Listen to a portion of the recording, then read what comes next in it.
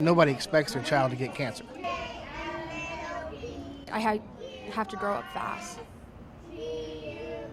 Her femur just snapped, and that's how we found out. When Nick was 7 years old, he was diagnosed with a very large brain tumor. It was heart-wrenching. I mean, my 13-year-old just, one day she's perfectly normal, and the next she's literally, fighting for her life. It's definitely scary. It was surreal. There is no other kind of torture a parent can go through.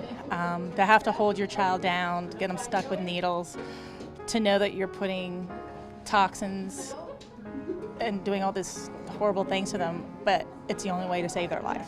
Her hemoglobin was so low that they said, all right, she needs a blood transfusion immediately. I just get a lot of blood transfusions. I had my 30th, I believe, last week.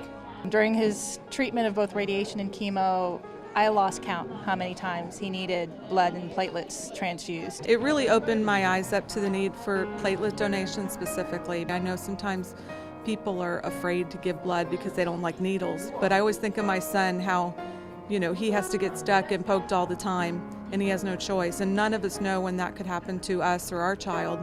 And so to just go and do it voluntarily, knowing that you could be helping someone who doesn't have a choice, is a beautiful thing. She's outside running around like a normal kid because she's had the chance to get the transfusions that she's needed. Nick's brain tumor came back in December 2012, so he's in an experimental study because the type of cancer he has is very rare and there is no standard treatment. I am facing my 5th battle. Failure is not an option.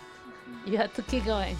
Even if you're dying inside, you have to keep putting the brave face and keep going. I feel like I'm really fulfilling my life's goal and things like that, I'm given a chance where I'm able to, reach out to others and things like that. I'm very grateful to everyone who's ever donated blood or platelets or any blood products, because my son could not have had the treatment that he's had without it. Thank you, and just keep on giving.